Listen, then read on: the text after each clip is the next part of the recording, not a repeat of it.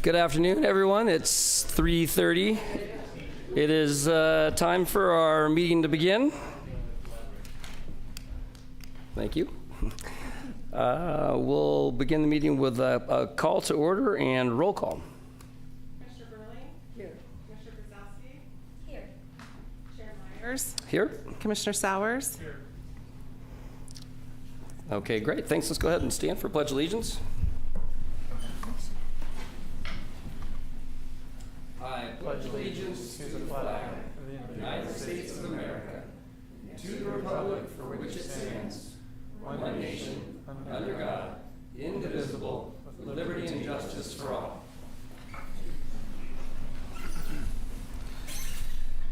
Okay, great. Thank you. We'll move into public appearances. Members of the public are entitled to speak on matters of municipal concern, not on the agenda during public appearances.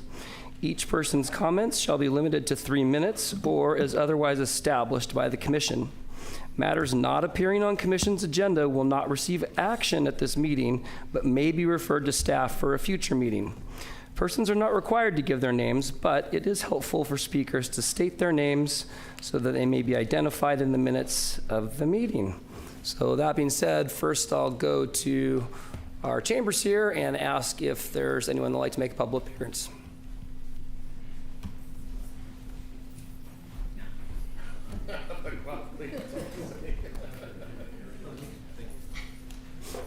Hi, thank you for having us here today.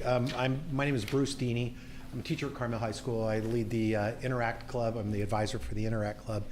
And I have two of our students, our co-presidents, with me tonight, and that is Julia Blakely and Katie Shin. They'll be up here to talk in just a minute. But I wanted just to talk about this project that we've, that actually with Interact, part of our mission is for community service and international service.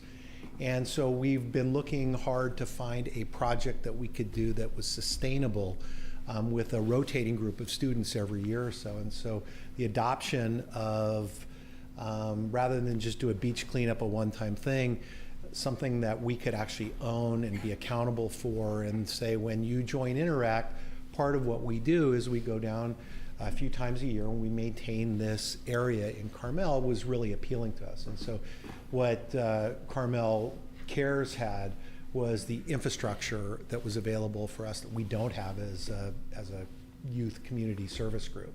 So it provides the stability and the infrastructure for us to be able to then take on a project that we can maintain. And I think it's neat to have the kids out there in the community doing this kind of work. They can take a lot of pride in that. And it allows us to then say, when new kids come in to the club, this is part of what we do. This is part of what we take on. It gives us a sense of community, pride, and ownership in their town. So, we're pleased to sort of partner, I guess, with Carmel Cares and James Bronson III as the sort of consulting landscape designer volunteer has worked really hard to help prep this area and make it super easy for the kids to come in and do the project. So with that, I will turn it over to James, and then after that, the girls will come on up. But thank you. Yeah, thank you. Good afternoon. My name is James Bronson III, and I am a local landscaper here in Carmel. And I recently became aware of Carmel Cares and Dale and his wonderful organization, and because the clicker not working? Oh, there we go, sorry. And because I already was doing the types of things that Carmel Cares does, which basically is beautifying the neighborhood and the community, it felt like a perfect fit. And so he then told me about this median minders, and so that fell right in line with what I've been doing and sounded good. So Dale told me about this median project down here on 4th and in San Antonio, and then the partnering with Carmel High, and it just seemed like a wonderful opportunity to just not only improve that area, because as you can see, it is, for so long, it has looked quite in a state of disrepair. And what's happening now, the plants are going to be plants that are environmentally suitable, drought tolerant, drought resistant, deer resistant, etc. And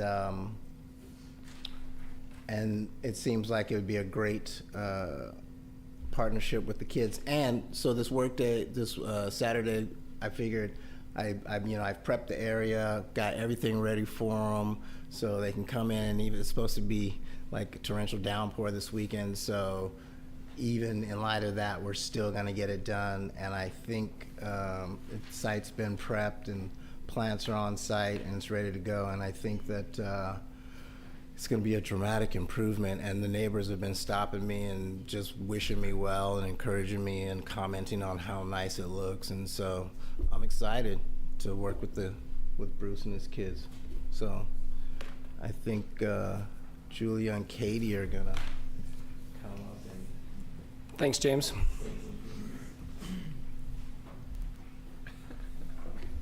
Hi, I'm Katie Shin, and I'm a senior at Carmel High. And so one of our flowers will be this Westringia verticosa, also known as Wanabe gem, and it's a coast rosemary. They can grow up to 6 to 7 feet high, 6 to 12 feet wide. It will bloom all year round. It's low maintenance.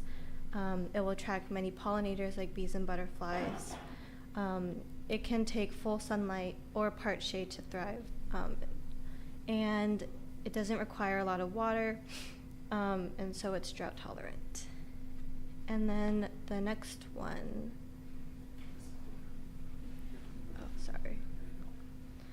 is a Coleonema porcellum, also known as pink breath, and it can grow from 4 to 6 feet high, 4 to 5 feet wide. It will also bloom all year round. It's very fragrant, also low maintenance. It's deer resistant and also attracts pollinators like bees.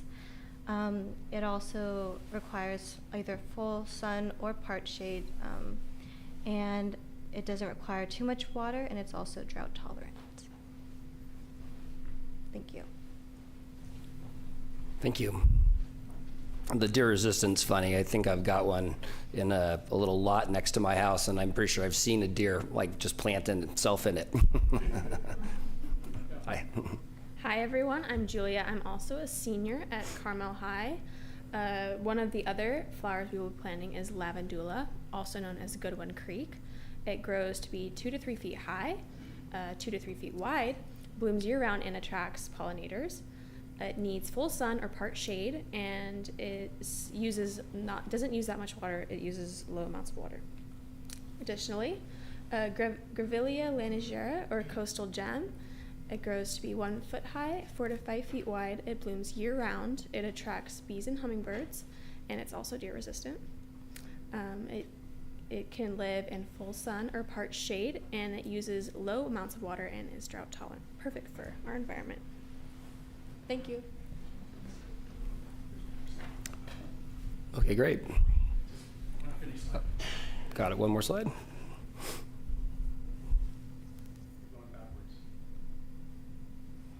Oops. Which one were you? Go forward, all the way to the end. There you go. Go back. That one? Yeah.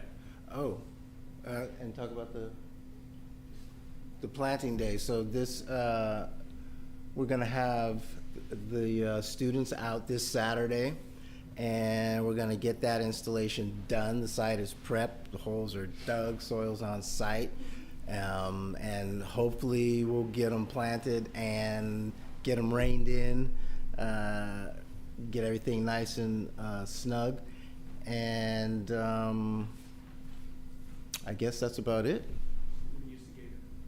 Oh, and then so like we're also gonna have like ongoing maintenance. So part of what's gonna be really nice is that opportunity to establish an ongoing, long-term connection with Bruce and the Interact Club and those kids, and I think it'll be a great opportunity for some environmental stewardism, I would say. So after this Saturday, drive by and see what Carmel Cares has done. Thanks. Thanks again. Is there anyone else from the chambers that would like to make a public appearance? Can I ask a question on this presentation quickly? Dale, just a question for you. So just because we've looked at a house right next to, this is at Sand and Sea, right?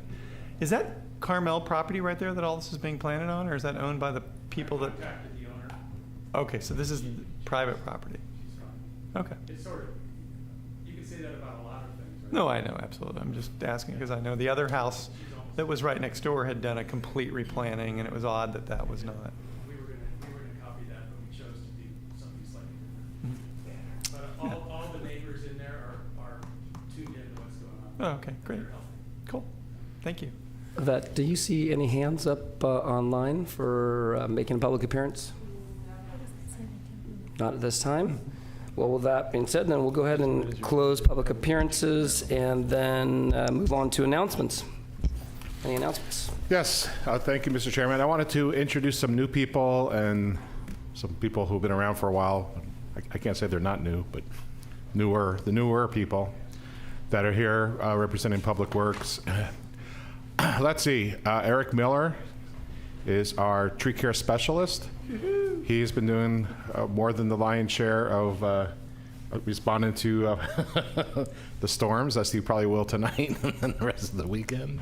Now, he's been doing a heroic job. He's usually accompanied by Mike Wood, who is our maintenance worker in forestry.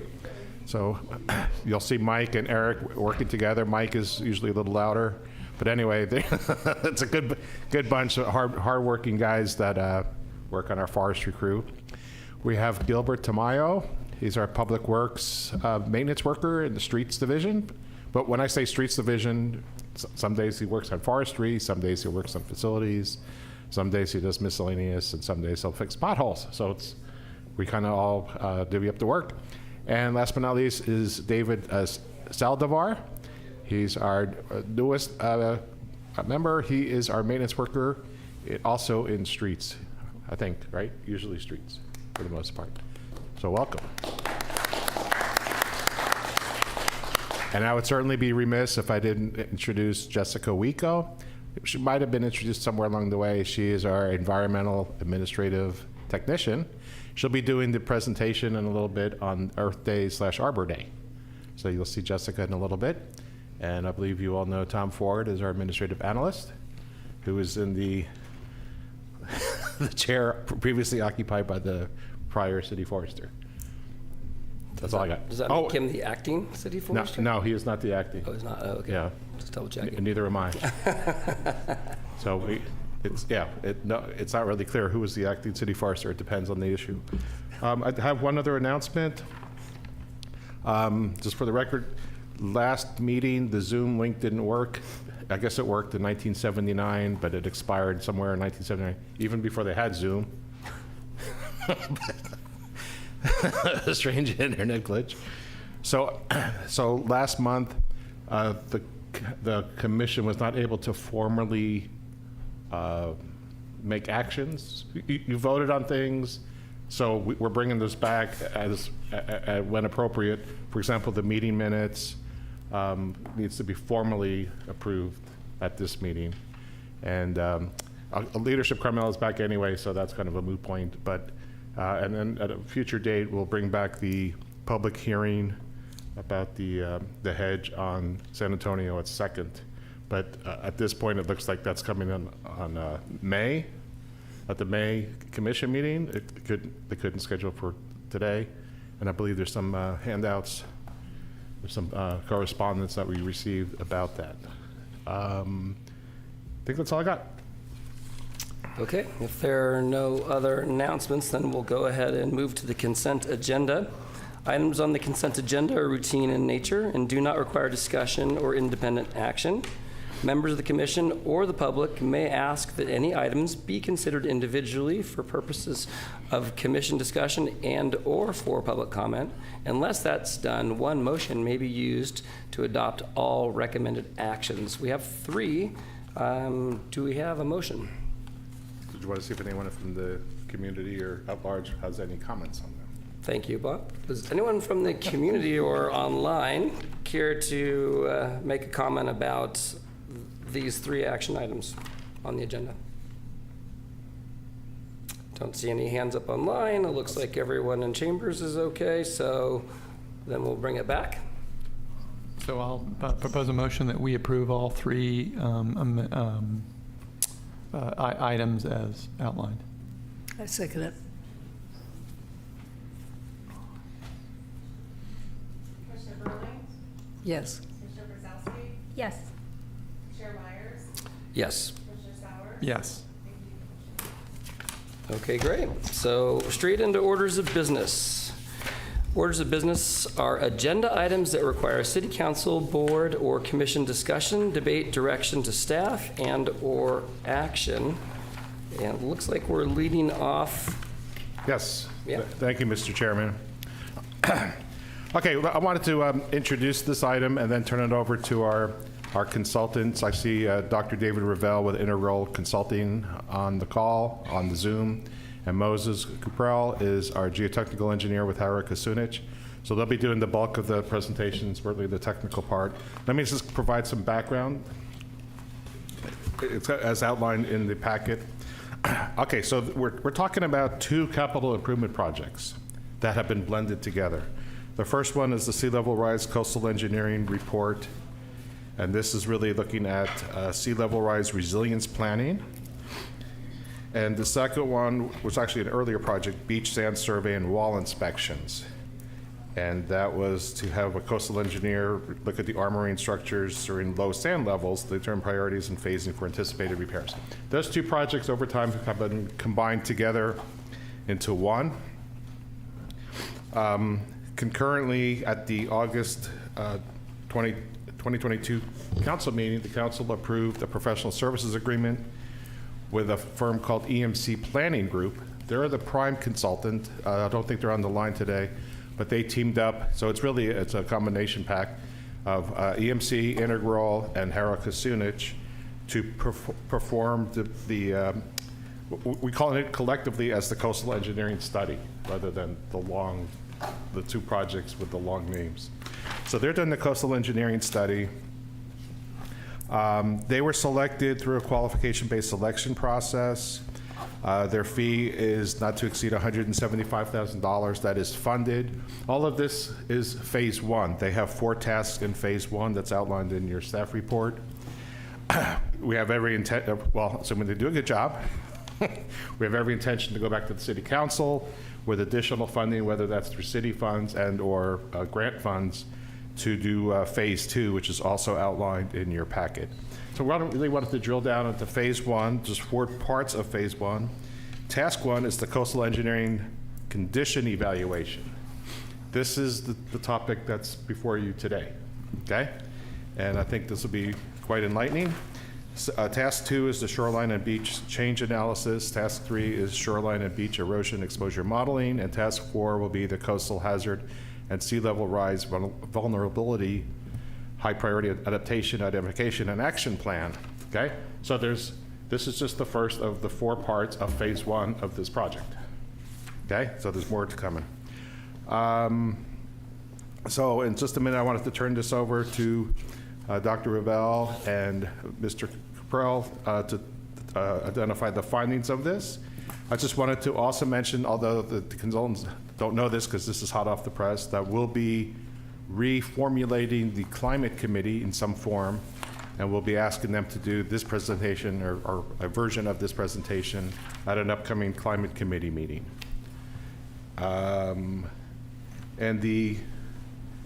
Yeah, I think I'll leave it at that. I'll turn it over to you, David. You're on mute. Thank you. We are quite adaptive, so if we are going to work on climate committee folks as well, then welcome that opportunity. I'm not going to say too much other than this project is, this first phase of the project is slated to go through the end of January, and this is sort of the completion of the first task, which is really understanding the condition of the existing armoring, stairway accesses, and sort of shore protection. And then we'll be following up with some answers about what the future of the beach and shoreline might look like, and then what could be at risk within the city, and then what are the options to sort of reduce the risk and sort of keep the character of the beach and shoreline in Carmel resilient. So I'm going to pass it over to Moses, and then hopefully I can just close with a couple words before we open for discussion. Moses? Take her away, please. Yeah, thank you, Dave. Thank you, Bob. Good evening. Good afternoon, members of the council. I'm going to share my screen now. Is that okay? Sure. Everybody, that can you make his the Yeah. speaker a gallery? Oh, No, it's up. Sebastian, can you turn up the volume, at please? 100%. That's what I wasn't- It's at 100%. Just- That is 100%? Can we make his screen though, instead of having the Brady Bunch piece like here, where it's just as the Yeah, gallery we're going to have, he's going to share the screen with graphics. But Moses, if you could, just talk a little louder because it's hard to hear in the chambers here. Thank you. Will do.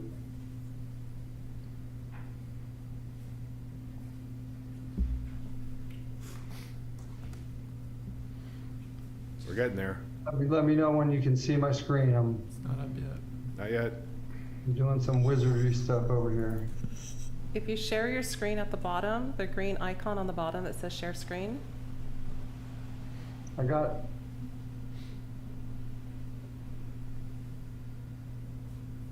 How's that? Started. There you there you go. go. Everyone can see? Yep. Excellent. Okay. All right. My name is Moses Caprill. I'm a geotechnical and coastal engineer at Harper Sunich and Associates. I do have Mark Fox with me. He's one of our coastal engineering geologists. He's sitting just to the side of me here. And we do have a short presentation to summarize the condition evaluation of coastal armoring and public access structures at Carmel Beach. Coastal engineering assessment. The HKA team surveyed Carmel Beach on December 22nd, 2022, and January 30th, 2023, from Pescadero Canyon to Martin Way during low tide and deep sand scour. We took photographs, measurements, and made qualitative evaluation. We also identified and ranked the repairs each structure needs. This is a map showing assessment findings. Seawalls are identified with an S, revetments an R, stairs ST. The map shows the priority of repair rankings from very low to high. The priority should be viewed as order in which the improvement is repaired, not a level of threat. Of the six revetments, 4 are in need of repair. One in its entirety. The other is in some portion. The other 2 revetments were buried in the beach sand. We could not see them. Of the 11 stairways that we inspected, we recommended 9 be repaired or modified, 3 classified as a high priority, 4 as a medium priority, and 2 as a low priority. Of the 11 seawalls, only 1 is high priority for repair. A total of 11 stairways assessed, 4 are high priority, 4 are medium priority, 3 are low priority. The staircases ranked as high priority for repair included significantly corroded hardware, splitting wood members, and some missing several steps at the base when the sand is deeply scoured.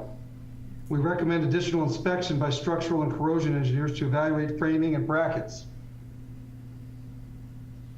The image shows an example of a high priority repair for a stairway between 9th and 10th Avenue. When the sand is at a high elevation along the backshore, the stair functions well. When deep scour of the sand occurs along the backshore, there is a vertical drop off several feet high. Beachgoers may get stranded or have to jump. The solution is to construct additional treads down to long-term scour elevation. There are 4 out of 11 medium priority repairs for stairs. These stairways have minor corrosion and uneven treads. No additional inspection is needed, just repair. Image shows sets of stairs with a medium priority repair ranking between 10th and 11th Avenue. All that is needed is to sandblast and patch the spalled concrete shown in the image. Three out of 11 are low priority repairs for stairs. In general, stairs are in good shape, but they do have damaged handrails or guards. That's an image of a stair at Bayview in San Lucia.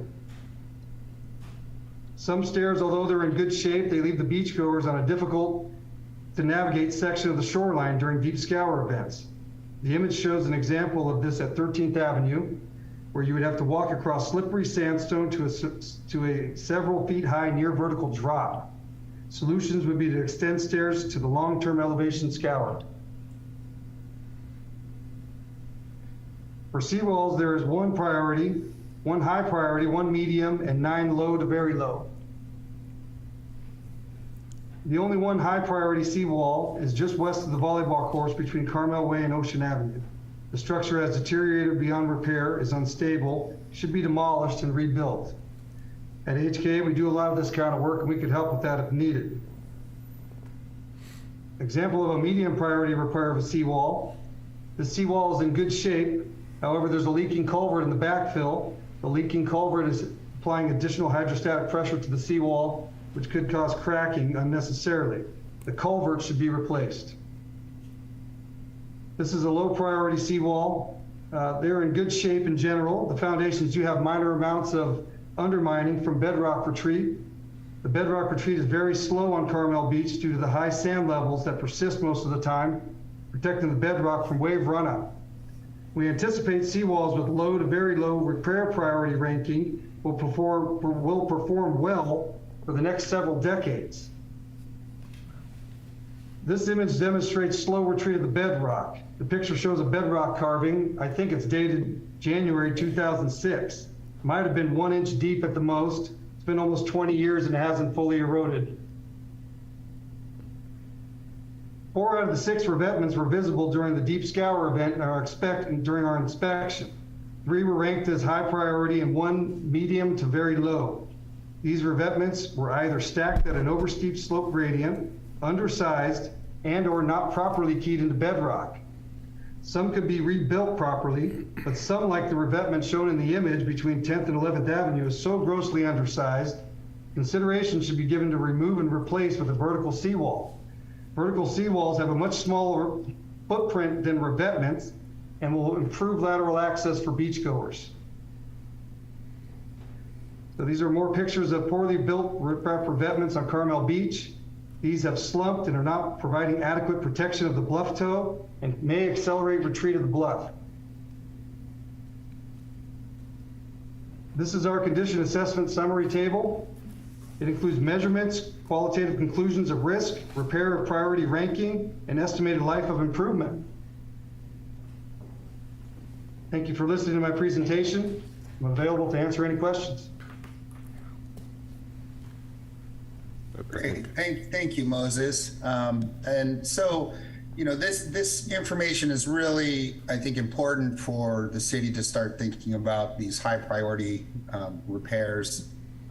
And a lot of these results will be feeding into sort of the next steps as we look into how the beaches and the shoreline may be affected by these structures, and then looking at longer term impacts of sea level rise and when the beaches may start to become more and more intertidal as the shoreline is sort of stabilized with these structures, and how, you know, and what the adaptation options may be moving forward to protect the beach and protect the upland.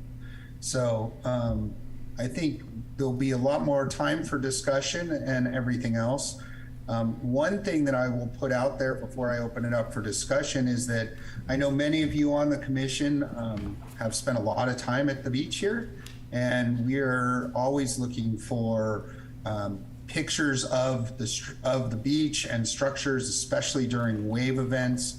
That will help us understand how high wave run-up can be, how erosion can occur, and that will help us with calibrating our future erosion and coastal change modeling. So if you do have pictures, let Rob know, and let me, and we can get you a place to put them so that we have access to those going forward. Okay, so if you have any questions, please, now's a great time. Thanks. Mr. Chair, if I may make a comment as well. Based on this information, the City Council's first workshop to review the capital improvement plan for next fiscal year and the subsequent five-year capital improvement plan takes place on March 14th. I don't know what time, but Tuesday, March the 14th. Yours truly will be making a presentation about all the capital needs of the city for next year and following years. I do have on the recommended list for next year, I think it's $250,000 for the design, as Mr. Caprell mentioned, to do a structural engineer, corrosion engineer, to start the design of these repairs of the stairs, the revetments of the seawalls.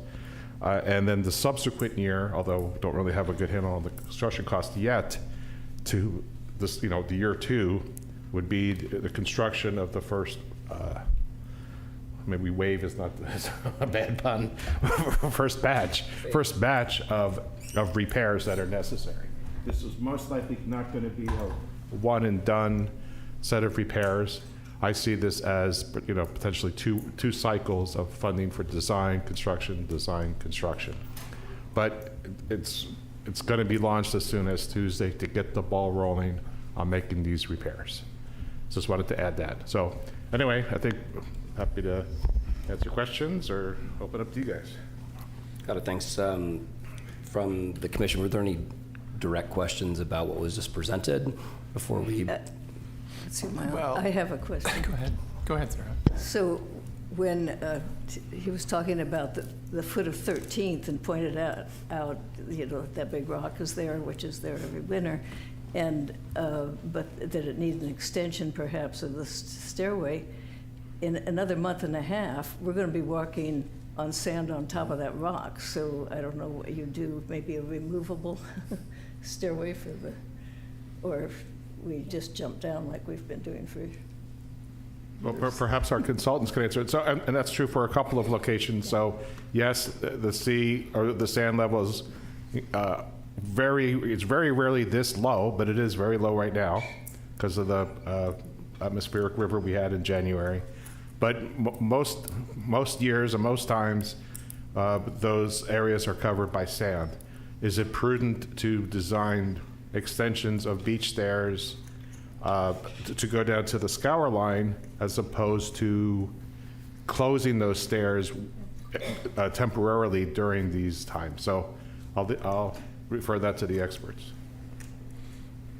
Interestingly, the sand is already half up on that Yeah. rock. It's getting there, They yep. started to bring it in. Yeah. I mean, so again, just because I'm a very passionate beach person and I have a lot of concern about what's going on here, and I think this report was just another wake up for Carmel that we've spent the last decade not doing anything at the beach. And this report is showing we've got an infrastructure problem here, and it's serious. And I'm hoping that this is going to get to the city council in a way that's impactful, that we're not talking about planning that's going to take 5 years to get at. Because we've got some pretty serious challenges here with our beach area. These revertments, I mean, if we have another winter like we've had this winter, those things need to get addressed soon, or we're going to have a problem like we've got on Scenic down at State Beach, where we've got the road collapsing. I mean, it could get that bad. I look to the experts to kind of give us a better feel of that, because I think it's really important that the city council be made aware of this for their March 14th meeting, because these are some of these things, whether it's the stairways or the revertments or even some of the wall structures, and I have some questions on some of that. This is a pretty, I mean, this is a quick snapshot summary. I've got tons of questions on this about, because I think, as I understood, the idea behind this report was to be addressing what is climate change and what we have in place today going to mean for us, and what do we need to do to prepare for the future. And so we got a little bit of the taste of that this winter, I think, because we've had some fairly sizably high tides, but I think it's been a good opportunity for us to get a real look at what rising sea levels are going to look like at Carmel Beach, and we need to be prepared for it. And again, I don't necessarily disagree with the stair stuff, but I do believe we need to take and build structures that are baked around probably the lowest scour level we can get in the sand, because that's what's headed ahead of us as far as with sea level rise. I mean, again, I don't know whether the storms this year are representative of what we're going to see ahead, but my sense is, given, you know, kind of watching the last few years, that this is where we're headed. And so I think if we're going to do something, we need to have our coastal engineers addressing what do we need to do short term to just hold us away from anything taking any more damage, so we don't see what's happening down at River Beach happen to scenic along the Carmel side of the beach. But more importantly, addressing what do we need to do long term to prepare for increasing tide levels, water levels against the entire infrastructure along the beach. And I see there are a lot of open areas in the plan here that haven't even been addressed because maybe they couldn't get at it. But I know if I was a homeowner that was between, you know, 8th and Ocean Avenue, I'd be really concerned about that whole dune area that's collapsing right now away because of the high water mark. And are we going to need to lay in revetments along that whole level going all the way to Carmel, Ocean Avenue Beach to support that whole dune area as well? And I think I don't see that in this report. It's not listed, so my question would be back out to the engineers. Are we going to look at that area? Is it not on the list? Because I thought we were looking kind of at the whole beach, at least subject to 4th Avenue, because I would assume that Pebble Beach Corp is going to deal with their issues with regards to the golf course, which has some structural problems right now. I hope they're going to get at it, because they're going to have a falling in golf course if they don't address that issue as well. So again, summary level is great. As I said, I have a lot of questions. I mean, I haven't even gone down the pathway of the sand issue, which is, again, passionate for me. And I think there's a lot, and the stairways are a mess. And I mean, there's certain stairways where I think either we just close them right away, or we get in front of the city council and say, we need an emergency issue here to fix these stairwells. Band-aid them, I guess, until we can really get at them in a way, but they're unsafe now. And I think we as residents, the city council should be concerned, because people can fall off those stairs, break an arm, break a leg, and they come back and sue the city. I don't think that would be helpful to what we want to do. And I think we really, if some of those stairways are dangerous, and they haven't been closed off effectively. They've been a board gone up and then the board's down. People are jumping off from a stair down to the sand. I've seen certain older people fall. We haven't done anything, just because of, I guess, in between storms, to even, you know, kind of graduate the sand down so it's easier for people to get down to the beach with at least the stairways that are open. Otherwise, we just close them off. I think we're going to have a problem, because residents are not going to have any access points, and that's not going to be a good thing, because they're going to be upset about it. But I think just walking down, I mean, I'd almost ask Bob whether we as a commission could go down and look at the beach in relationship to this, what's going on down there, because if you've been down recently, it's really very dangerous. So again, I've got a list of things that I have questions on. I don't know whether this is the meeting to have those questions with these guys, but I have a real concern for what's happening down on the beach right now, and how are we going to get at it. And I think if March 14th is our capital improvement meeting with the city council, I think we as a commission have a responsibility to get up in front of them with this plan and talk about what are we going to do in an emergency standpoint to fix what's going on down there, and then how are we going to address some of the stuff that's kind of initially addressed in this summary level thing that I think needs to kind of come down into the weeds about, you know, complete replacement of revetments. I mean, are we talking a $4 million, you know, improvement plan here to get this in place? I mean, there's no scope on dollars right now, but I'm assuming it isn't going to be inexpensive. Some of it more than others, but you know, I think we're talking about a fairly sizable challenge here, because we have not done anything for a decade over. So everybody recognizes your passion for it, and I certainly, as a beach dweller, appreciate it. I think we actually have an opportunity to get a response, I saw that Dr. Ravel's hand was up. He doesn't know how to use the little hand guy, maybe, I don't know, but that's okay. Before we get that response, it sounds to me like you wrote task 1, task 2, task 3, task 4, and they're apparently coming, right? This is part of what lots of your questions, it sounds to me like you're still wondering about, hopefully are going to be addressed as they get through these phases. But by the 14th of March, when Well, we get again? and what certainly I understand, and I'm sorry, Commissioner Kelly, I probably should have let you go, but I understand that what we recognize as a decade of no attention is the wake-up call that says, hey, by the way, this is something that every year there has to be a plan, and I think that's what I heard Bob talk about, that, hey, look, we're going to get a plan together. This means we're going to be going back every year and looking at things, because we know 9 out of 11 of the stairways right now are in very serious need, but what about the other 2 in 3 years, right? And so you've just got to imagine that it's an ongoing program that's put in place, as opposed to, oh my gosh, look where we are. We've got to, we got to spend $5 million to repair everything, right? So hopefully that becomes part of what we talk about on the 14th, and we ask for additional funding for the capital campaign. Well, yeah, I mean, and again, I guess, as a part of our packet as commissioners, we have the plan that was baked back probably 12, 13 years ago about what was going to be needed to be done on an annual basis by the city in their support of the beach. And that was put together by the City Council, the Forest and Beach Commission, as well as a separate committee that addressed that whole plan and put it on paper and put it into the books, that this is what we've got to do or you're going to have a problem downstream. None of that's been followed for the better part of a decade or more. And lo and behold, now we've gone back and we're... 6 years. Okay. It was more than 6 years, Bob, that plan. No. I just asked how Oh, you've only been there for 6 years. I knew about it for all of the 6 years. Now we've gone... Why don't we let Dr. Ravel have a Now we're looking 13 response? years later, I think you'd and like it's to respond, like, and oh, lo then and behold, here's I the would like to problem. open up to public comment. So there's a couple hands out there. So. Sure.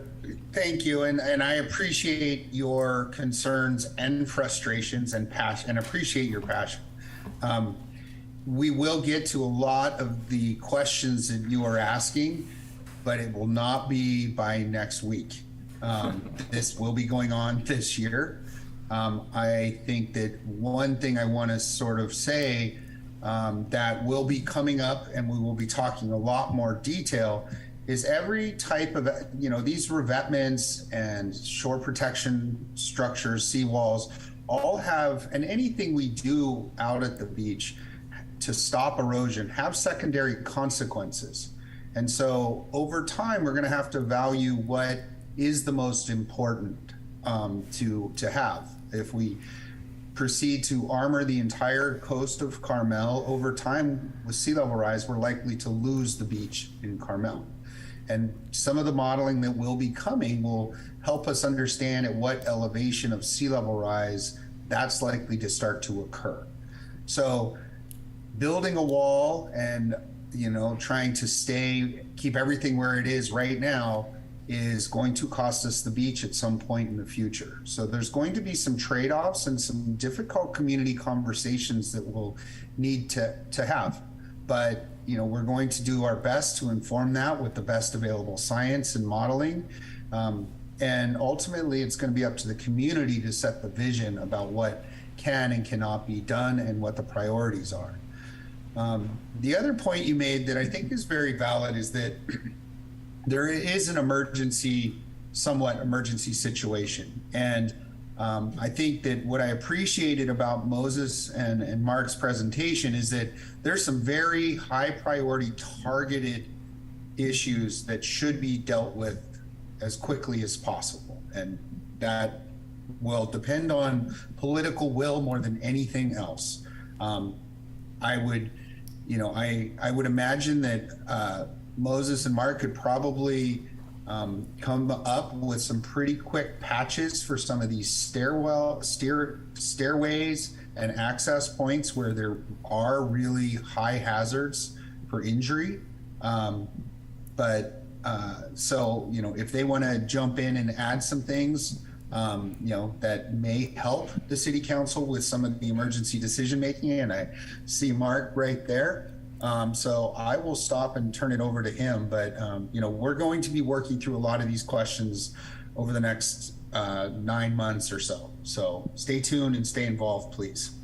Well, and I guess my question would be as well, just is that 9 months isn't a lot, that's going to get us into next winter season, right? So again, no different than the stairs. I think as a community, if there's something, I think the stairs are a good example of an emergency. I mean, we've got to fix those or there's going to be someone getting seriously hurt. Is the same emergency requirement on the revetments or a wall that if we have another nasty storm system coming through next winter, are we going to be in a more delicate situation or be pushed up against a serious problem where it would be better to get something going on within the next 9 months or not? Or what is the risk? And I guess that's all I'm asking is that where the stairs you can see, it's a needed thing, or we're not going to have access to the beach and there could be someone getting hurt. With the revetments and the walls, if a wall collapses in the next 12 months and then it starts eroding to the street, that's a problem. And if we could get at it sooner than later, that's great. But if it's not as serious an issue as what we're addressing with the stairways, it would be helpful to understand that. Does that make sense? Absolutely, and I think we should let Moses and Mark jump in here. I see Mark has his hands up, and he is a fountain of knowledge. Okay, I'll talk. I'm Mark Fox. Am I on? You're on. Yeah. Okay, Dave's still illuminated. I'm here at Haro Kucinich and Associates. My first experience at Carmel Beach was in 1983 with Rogers Johnson and Associates when we installed one of the revetments there that I'm happy is still performing excellently.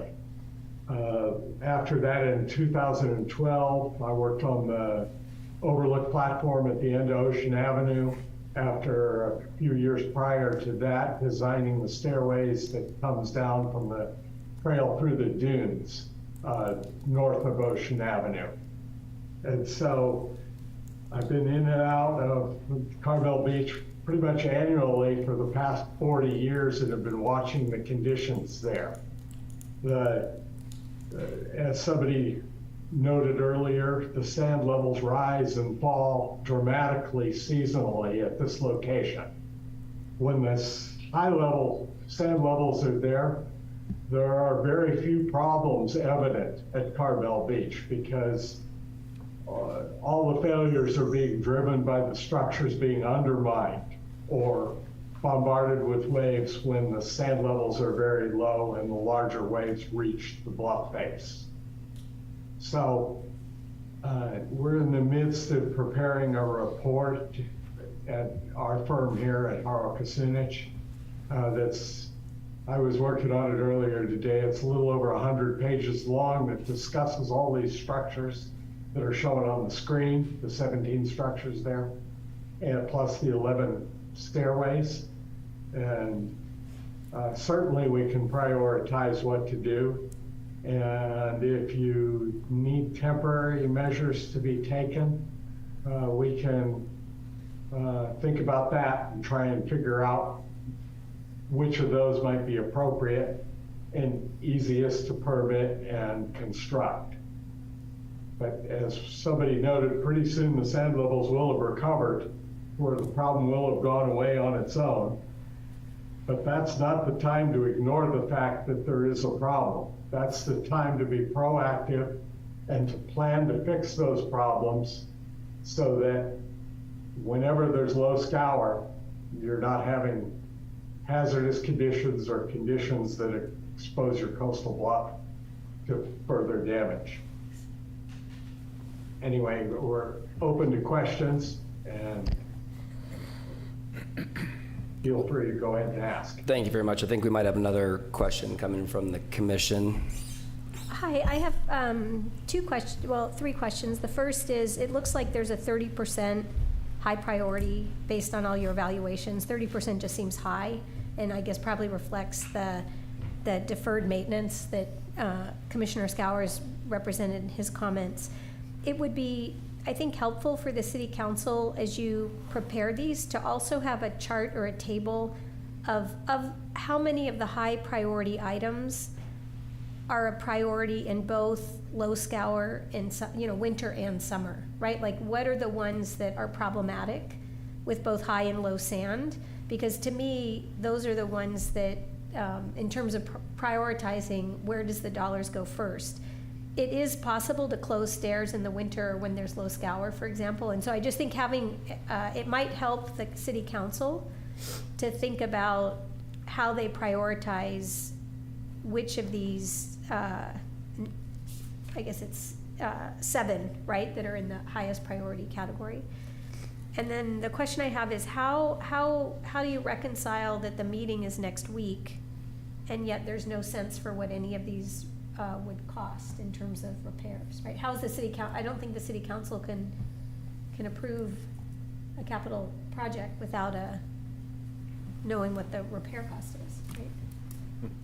It doesn't seem like the process lines up. I Right? think, as far as I understood from what our director said, is that his intentions with the capital request is actually for the design, right? Not so much the implementation of any of the work. So it puts it a few years out. And I think, to Commissioner Sauer's point, that there are things that are in need of immediate attention. And is there a way to assign some true cost to that before the 14th? So that could be part of the discussion that's presented to the council, right? Yeah, I mean, I That think would be really useful. I think they can. I mean, again, it's not. This isn't the first rodeo we've had in Carmel. I mean, I think they could put an earmark in there, or some kind of mark for estimated costs of emergency work to support the stairways at Carmel Beach. I mean, I don't think it's a big deal for them to do. I think the main thing is to get it out in front of them before they hit the gavel and say, okay, approved capital budget, no other issues. And then we come back to them, a month later with, a $400,000 request to fix the stairways at Carmel Beach. It just, that's not going to fly when we have an opportunity to get ahead of them before they sink the budget in concrete. Got it. So it sounds like that would be useful from your team, Dr. Vell and Moses, and is it Mark? Is that what it was? Yes. Yep. That if there's anything that you've identified, and you obviously have in this initial phase 1 evaluation, that are in absolute immediate need, and I think I heard you mention a few things, and if you could assign an estimated cost, that would be really useful for those of us that have an interest in this to get in front of City Council and attempt to support. So I think that probably takes care of the commission, but I've seen at least one very patient hand. Could I make some comments before we go to the public? But first, we're going to hear from our director, who'd like to make some comments before we go. So, All right. Step right in, right back in. I have a long list of issues here. Did you? Like who? Give the announcement. No, I me? I turned it back over to you Oh, you did? before going out to public. Oh, so okay. I did. Sorry. She's Okay. not actually holding her hand up. She's smart. She knows how to press the little button. So. All right, well, thank you, Mr. Chairman. First of all, I want to amend the announcements way back at the beginning of the meeting, because I didn't see, but I wanted to introduce Javier Hernandez is our new project manager. He started 3 weeks ago. In fact, he inherited this particular project because he just wanted something challenging. So we figured this should do it. So welcome, Javier. Sorry about, I didn't see you behind some people. A couple other things. Commissioner Sowers referred it to some Band-Aid repairs for the time being. I wanted to point out that about 8 to 10 years ago, there was a structural report done on these stairs, the wooden stairs, not the stone, by Graby, a consultant named Graby. We did have that report. I got it one of my first days on the job in 2017. We did make a number of the most pressing repairs in that report. We did all the Band-Aids we could do. There are handrails that have been welded multiple times. There is a jack, like a car jack, holding up some treads. That was part of this. we've exhausted Band-Aids. So I would recommend to this commission and the council, I think we're past Band-Aids. We did the Band-Aids. It's time to address it for real.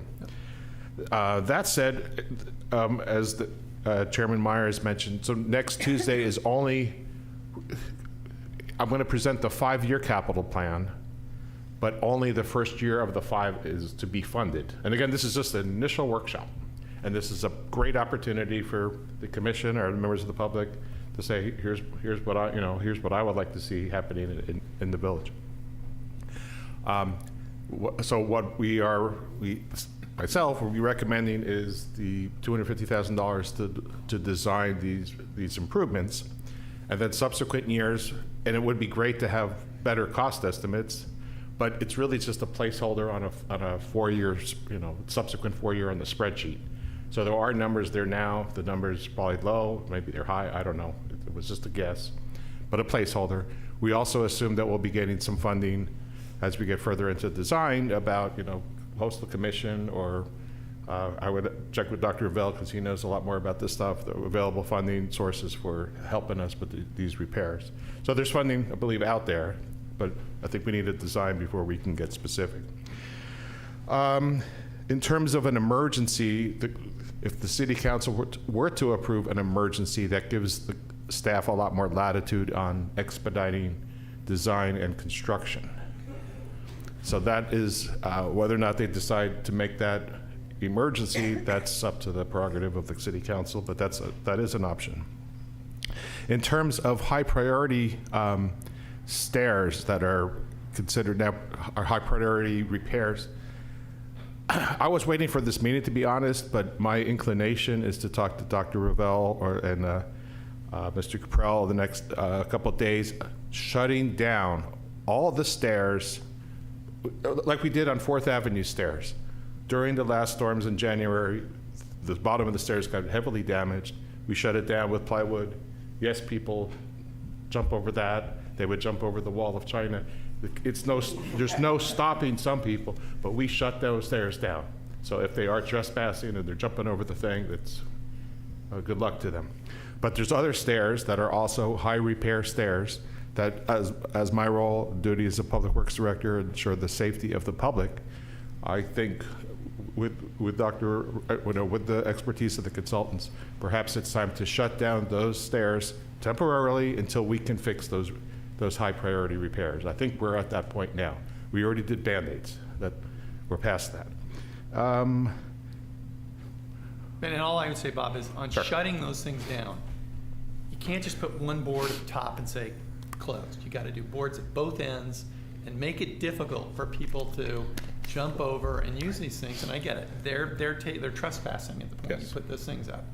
But I think whatever we can do to make it a little more robust to shut them down, I think if we do that, we're going to start getting some feedback from residents about the fact they're upset that the stairs are being shut down, and then it gives us some more power to have a conversation with the city council about, hey, what are we going to do here, folks? I mean, we've got three stairways down to the beach because the others are in such disrepair and unsafe.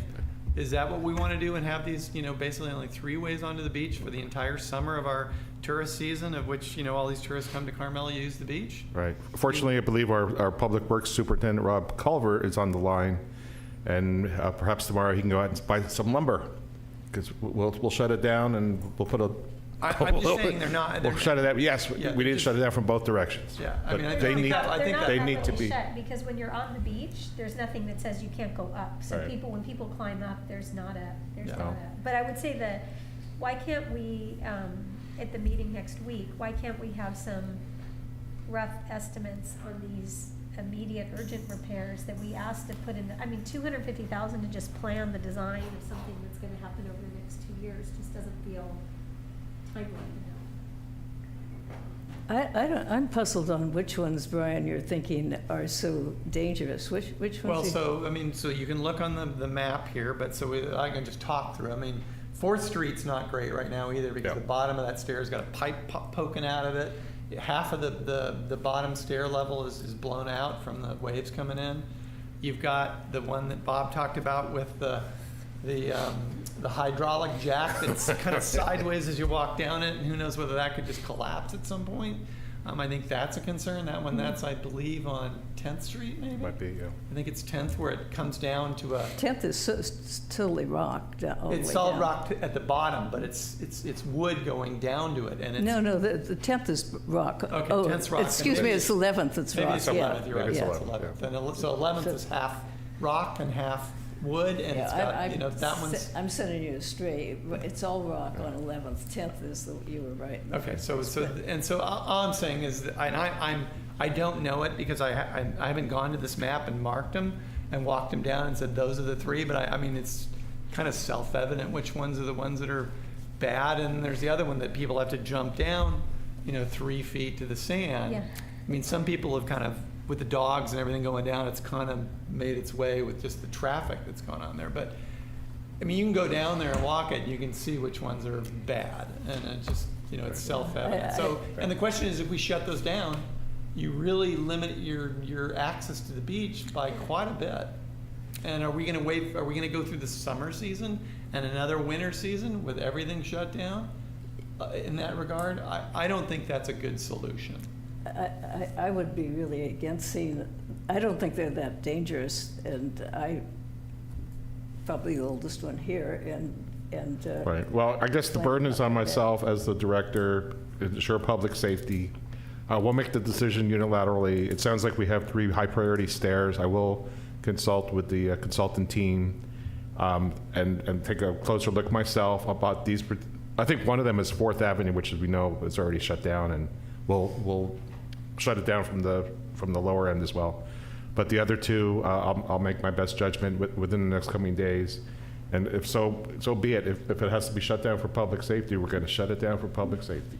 Safety So comes maybe first. Should we go to the meeting next? I Thursday? absolutely, Yeah, I mean, I we think should so. go. I mean, but Yeah. I'd love to get some more feedback from our consultants here that are experts, and they're saying we've got a problem. And so if someone gets hurt down there, and we've been now notified by an engineering firm that we've got 3 stairs that need repair, and they're open, I don't want to be in a court of law and deal with problems that come up on our thing because we've been notified by an expert that we got dangerous stairs there. Okay, we're kind of in a spin cycle here. I think we've got those tools, so let's make sure we take those tools and present them. And did you have any other points that you wanted to make?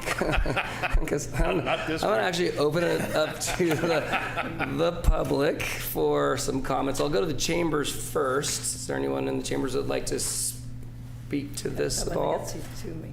I know she's there. I've got her. Yep, Dale, please.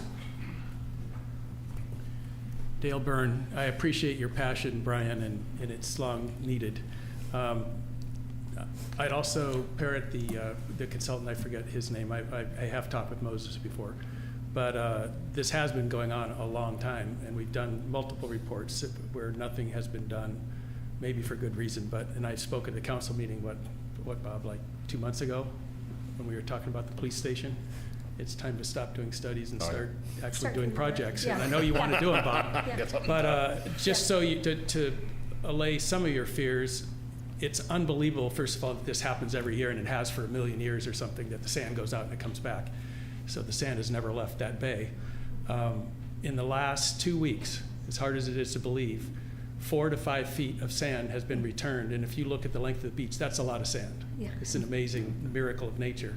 So it's not as bad as it was when I was sending pictures to Moses during some of those storms, and it was bad. But it used to drop off 7 to 8 feet on the sandstone at 13th, because our miniature poodle, I accidentally let him off without knowing how big it was, and he went and leapt off 8 feet, and he landed on his head, but he's okay.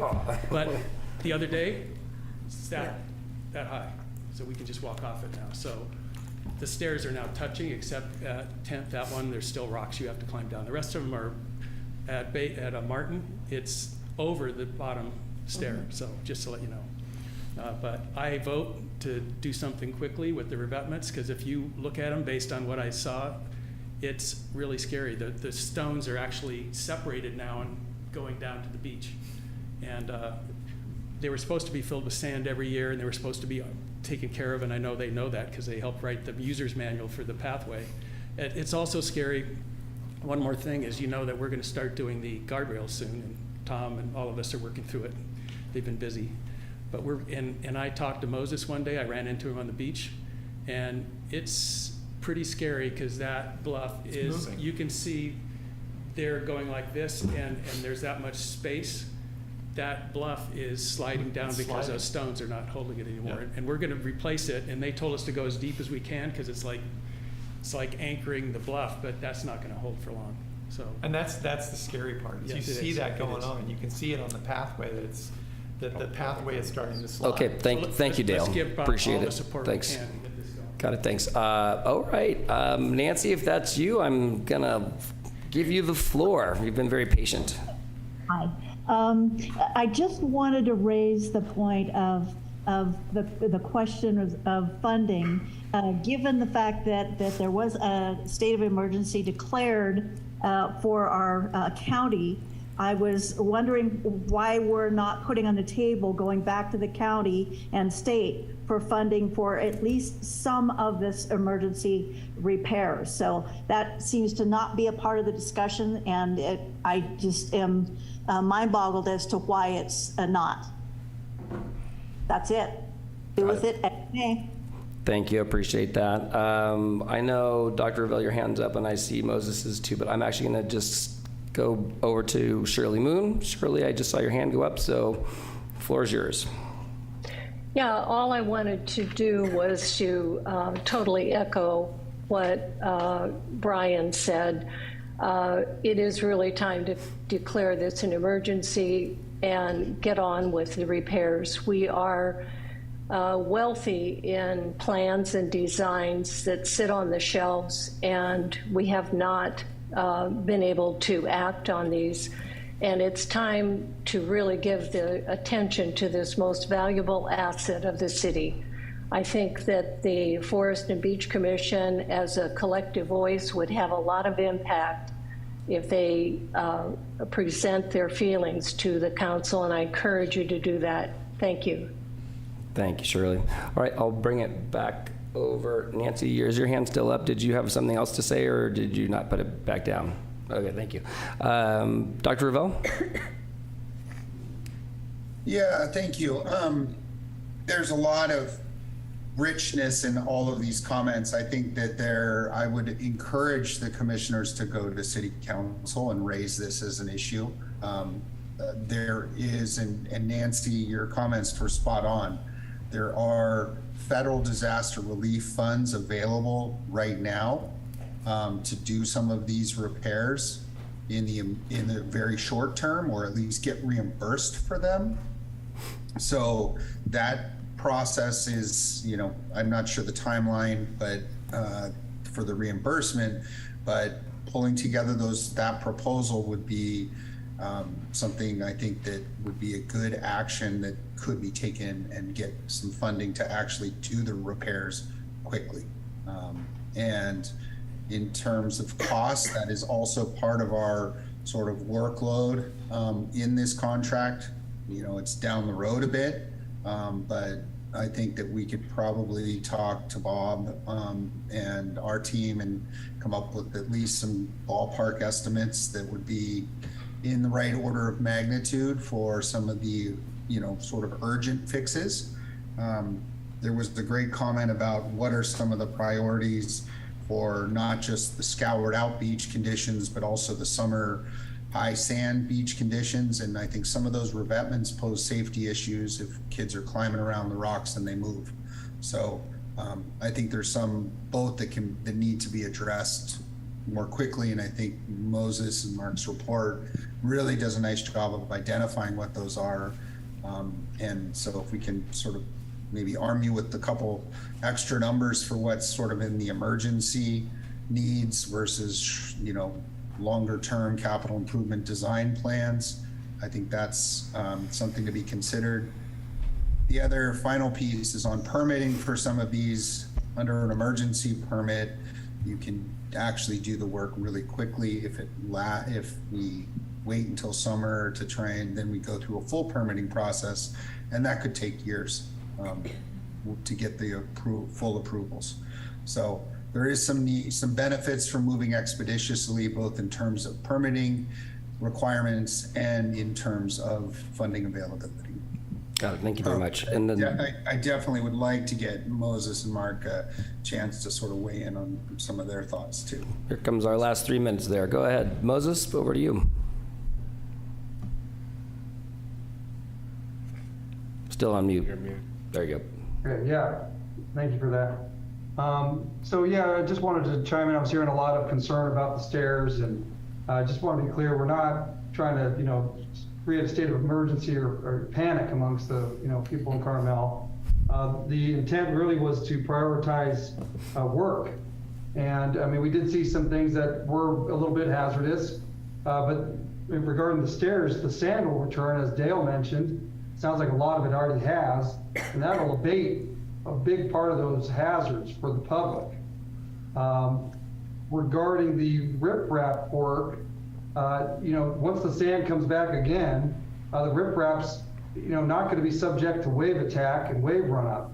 So it'll be protected, it'll be buffered from that, and you have a little bit of time to think. You don't need to just have a very panicked reaction to it. So I just wanted to mention that. And one other thing I think worth mentioning is I heard Dave talking about that there's emergency funding going on. There's also some laxing of permit rules with the emergency situation that's been awarded. So that might be of some benefit.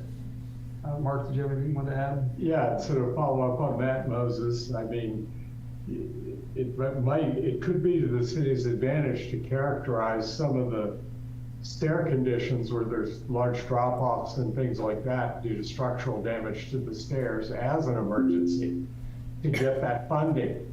Even if the emergency condition is temporarily become invisible. And that I think is kind of what happens a lot is there's a winter like this where everybody sees the condition of everything, but then the sand comes back and everything's buried. Or in the old days, the bulldozer pushes all the sand back. There's some pretty dramatic photos of that, and buries the riprap, and it's out of sight, out of mind until the next winter comes. But the next real winter, where there's deep scour, might not be a year later, it might be 5 years later or 9 years later. So.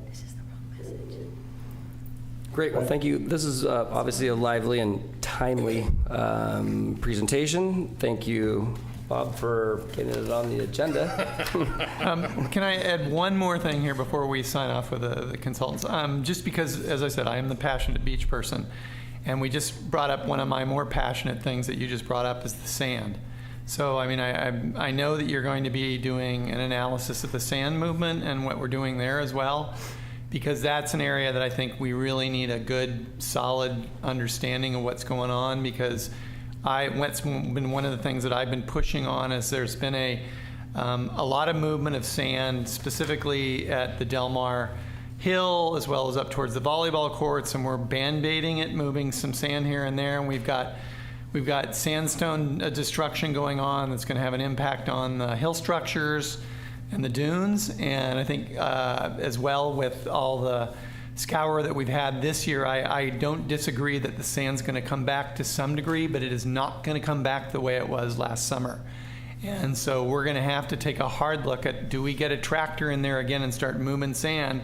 Because as I understand it, when we did have the tractors down there, we pushed sand onto the revetments to cover them up, so that and they were probably in better shape that way, just to avoid any potential hazards to residents or tourists down around the revetment areas. But again, we've had a lot more sand movement, and I agreed it's going to come back to some degree, but I don't think it's going to come anything back to what it was last summer. And even last summer, we were still struggling with a lot of sand loss on the Del Mar Hill, the volleyball court areas, and even to the south side of the beach. So I'm going to be very interested in your sand analysis, because I think we're going to need to put some dollars in to move sand around. In the next couple months, I would think, because we'd kind of want to have it up there before the tourists start in full throng. But again, I don't know what the timing is on your sand analysis, and I'm just giving you kind of heads up of some of the things that I'm going to be looking for in your analysis. that I think is going to be needed to be impactful for a report on our sand aspect. So thank you. Okay. Thanks again. Let's continue on with our orders of business. And it looks like our friends from the leadership, Carmel, are on the docket. I would like to just introduce this in just a quick moment, if I may. Okay, so back at the February 9th commission meeting, Leadership Carmel presented 2 potential legacy projects. One was at Devendorf Park beautification. The other was Forest Hill Park nature play. The council provided constructive and specific feedback. Since that time, Leadership Carmel has decided to, and maybe I'm doing Mr. Cruz's presentation. Just real quick. Just be real quick. So they decided to focus on Forest Hill Park. So today will be an update at Forest Hill Park. The Devendorf Park has been deferred.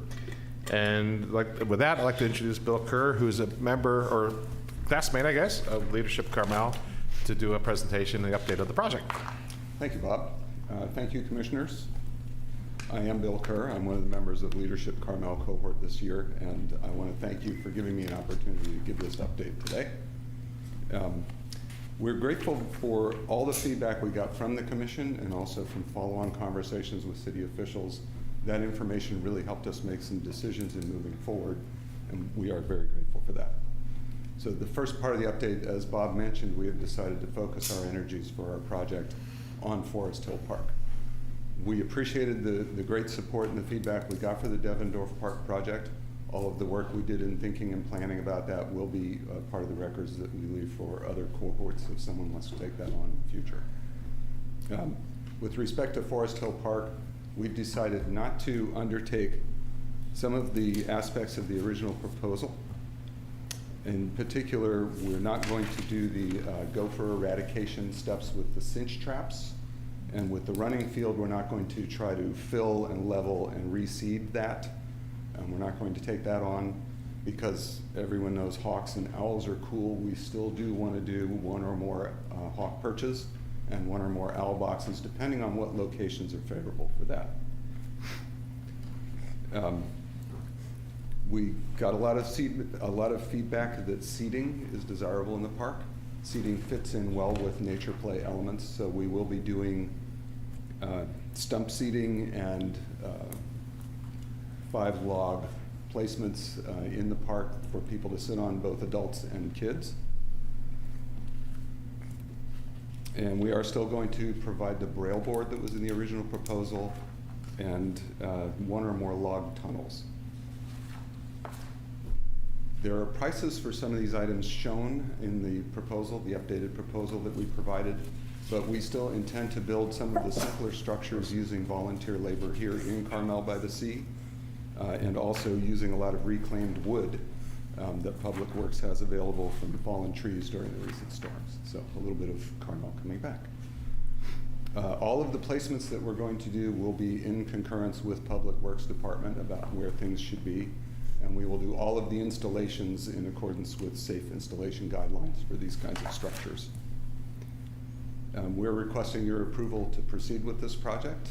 We're very grateful again for the feedback we got last time, and if you have any questions, I'm happy to answer them. Any questions from the commission about this revised plan? So just as a question, so this is in coordination with Public Works as far as how it's positioned in the park, or the plan's the plan, that's how you're going to set it up? Yes, the proposal had areas where things could be done, but we will be working with Public Works. We won't be placing anything in any particular place without talking with them about detailed information of what exactly will be put where, how big it will be, and things like that. Mr. Chair, if I may make 2 quick comments. Please. First of all, you're correct. Also, the planning department did a preliminary design study, a preliminary review of that. They were supportive of the project. They had a couple of questions. So this staff report, if the commission decides to approve it, would still be contingent on final approval by the planning and public works departments. But it sounds like I think we're just about there. Other comment was that Leadership Carmel will not be pursuing filling in the holes and reseeding the area of that like little detention pond area. Public Works still has it on our to-do list. That will still be done. It won't be done as part of the legacy project. So I just wanted to clarify that, but thank you. Any other questions from the commission about the revision? No? Sounds good. Should I open that? Sorry? No, I disagree. I was agreeing that it's, Should I open that up to the public? For Absolutely. Yeah, absolutely. Is there anyone from the chambers that would like to make some comments about this revised plan from Leadership Carmel? Doesn't look like it in chambers. I don't see any hands up online. So we'll bring it back to the commission for any additional discussion before, are we going to move to approve with a vote? It's like official. Well, I sure hope so. Yeah. That's just me. I'm not on the commission. Is there anything, I'm just looking around. I always appreciate your leadership, Bob. So, is there any additional discussion we'd like to have?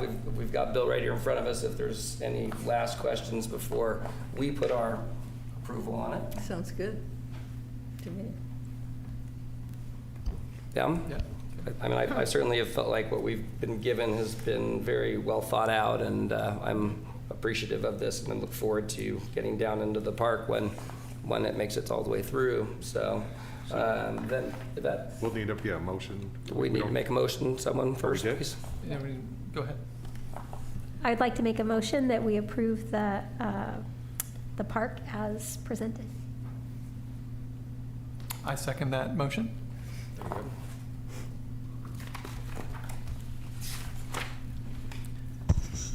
Commissioner Burling, Yes. Commissioner Brzezowski, Yes. Commissioner Myers, Yes. Commissioner Sowers. Yes. Thank you. The motion has passed. Thank you. Thank you. Okay, moving on in our orders of business, we are going to get a presentation on Earth Day Arbor Day event to be held Saturday, April 22nd. Okay, I will have no other comment other than to reintroduce Jessica Wico to the podium, and you have a PowerPoint. I do. I think Sebastian's getting it up for me. We have the wrong PowerPoint on.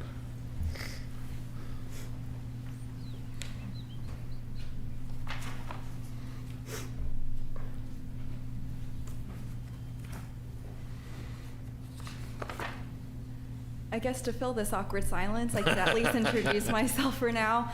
Like Bob said, my name is Jessica Wico, and I'm in the Environmental Compliance Department, currently the one-person division. And in response to our newly adopted climate action and adaptation plans, we're looking into the implementation phase, and that includes engaging the community and bringing resources forward to them and enabling and empowering them essentially to actionable steps to do their part, because it is something that everybody needs to take part in. And so part of that to kickstart it is to create an inaugural Earth Day event, and it's going to be basically a central hub of different booths, participating organizations. Sorry, is the presentation on? Okay. What does that mean? We all have to stand around the laptop too. Okay. It's okay. We can adapt. We're talking about the adaptation plan, so. Let Tom work his magic. And I'll pick up after we get it up.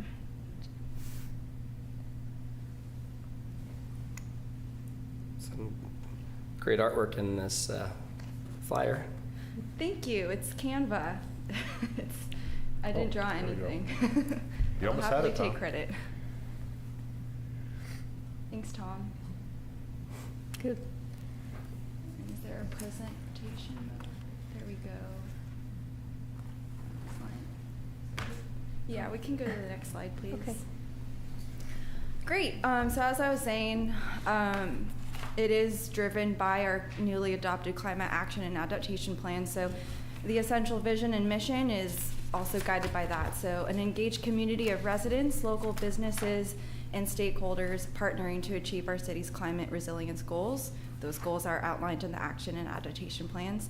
And the mission is to connect our community with local environmental initiatives, products and services from local nonprofits, businesses, and other organizations that provide sustainable choices. So basically all participating stakeholders. When and where, as we mentioned, Saturday, April 22nd, 2023, from 10 a.m. to 2 at Devendorf Park, and that does happen to be the official Earth Day this year. Participating organizations, so we've collaborated with Central Coast Community Energy, also known as 3CE, and the Carmel Chamber of Commerce. They're helping largely with, 3CE is helping us fund some advertising on the local Carmel Pine Cone, and Carmel Chamber of Commerce is using their established network to help provide, put the word out, try to solicit some donations from members. And then booths from participating organizations, as I was saying earlier, they're covering various sectors of water conservation, energy conservation, wildfire resiliency, waste management, and community-based organizations, or CBOs. And you can find a full list of participating organizations in the second attachment of the staff report. Yes. And then we are combining Arbor Day in this event, as I believe the Forest and Beach Commission motioned in 2018 that Arbor Day would be celebrated the third week of April each year, so that does fall with Earth Day. So we thought we would do them together. We will have a small tree planting ceremony led by our public works staff. Both the species and location of that tree have been approved by our consulting arborist, Justin Ono. We've decided on a native cultivar of the Ceanothus genus, and it's colloquially known as Ray Hartman. It is like a shrub/tree, but per Justin, it can be pruned to be a tree more than a shrub. And it's great for native pollinators, so we're excited for that. And then fiscal impact. So from the Public Works established budget or operating budget, it will cover the tree planting as well as some advertising that's not covered by 3CE, as mentioned before. And this is also collaborative with the Community Activities Department, and they are covering the tab for the audiovisual services by Glastonbury Incorporated, which they've used all the time. And then, as you can see in the slide, advertising is also a collaborative effort with all our participating organizations. So we're relying also heavily on other organizations' social network avenues or social media. And then last but not least, I invite you to celebrate with us on that date. We will be hosting a booth. It's probably going to be more like a table under the shade of a nice tree, because just, in the interest of space. And I will need help, just interacting with patrons and also providing materials for 3CE's cost-saving, energy-saving programs, because they unfortunately can't make it to that event. I do have a sign-up sheet for just short 1-hour shifts, and you'll see that there's a buddy system in case you don't want to be alone if you're able to make it, and I'll go ahead and pass that around. Wait, Bob, are we going to approve this? I wouldn't, but you're the chair. Do you have any questions for me? I just have a question that, thank you for the sign up. I think Forest and Beach is probably the closest to Earth Day of our committees in the city, so we'd love to support you. I have a build on this, not in Davendorf Park, but I'm just curious. We had, the beach is passion of mine also, and so are dogs on the beach. And I think Carmel Cares put some pink mitts or something down there. I'm just wondering if you would be open to, if we had some volunteers down by the mitt stations on the beach that day, if you have T-shirts or something where people could just be reminding dog owners how important it is to use the mitts and throw their waste away. And properly dispose of it in the trash can. I like that idea. I think it's, for me, like I mentioned before, it's a one-person division. And I do have a shared passion in, addressing that. If I could get assistance and someone hosting that kind of activity, that would be absolutely fantastic. And admittedly, that was an initial idea in the planning stages as well, but just because of the time frame and other responsibilities, that hasn't been able to be established. So I'm happy to help you and find a group of people that could maybe do that. I know that MITS was a Carmel Cares thing, but I do think on Earth Day it would be, if we could, to have some people down there in these T-shirts, just reminding people to take care of our beach would be really nice. Yeah, so T-shirts, We get a free T-shirt? That was a conversation. That's my poster. A version of that will be on the Pinecone and hopefully the Weekly. I don't have T-shirts. That was like a conversation I had with Lance from the Carmel Chamber of Commerce. I haven't received any confirmation yet. But as of now, I don't have any plans to create any T-shirts. I bet we could sell these too. I'll follow up with you Sure, separately I if you'd would like the help. love that. Yeah. Okay. Perfect. Any other questions? Any other questions from the commission? Is there any questions from public that would like to make any points at all? I don't see anybody from chambers, and I don't have a vision for hands. Nobody's hands are up, so. Tom, can you make it go back to the Zoom world? Thank you, Jessica. Appreciate it. Thank you. And the sign-up sheet, you can just give it to Bob, and I'll get it from him next time. Thank you. Great. Then let's see. Wow, we're kind of moving along all of a sudden here through our orders of business. Okay, we've got, we're back over to you. Okay.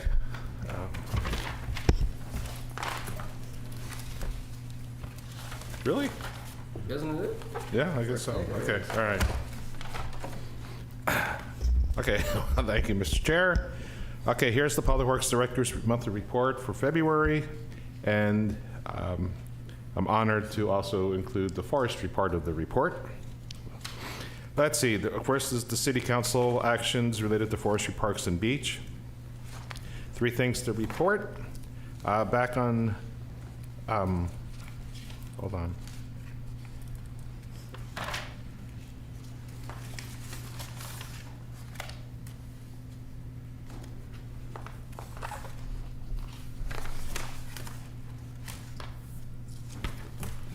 Yeah, okay, so there's 3 things that happened on March the 7th. I only had 2, but there's 3. Sorry about that. Okay, the first thing is the beach fires. So the Community Planning and Building Director discussed with council preliminarily, they're drafting up the ordinance for beach fires. As council previously directed, they reconfirmed that this will be propane only, year-round propane only, south of 10th Avenue, 0 fires, and there's a penalty will be imposed on first and second multiple, future offenses for anyone burning wood fires. Okay? So just a recommitment to go with the propane. But the fires can be south of 10th or not south of 10th? I didn't quite understand what you said. South of 10th. Yeah, is okay. South of 10th. That's where they have propane it, only. yeah. No fires. Oh, so 0 not fires. even your No, Okay. What's it called? Fire pits. Nothing. Okay, so that was reconfirmed. Second, I presented the San Carlos median islands to the City Council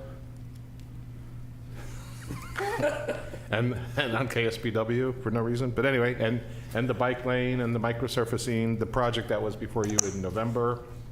There was subsequently a public meeting, a public workshop in January. I think I mentioned that at the last meeting or 2. There was a very strong opposition for the medians, strong opposition for the bike route as well.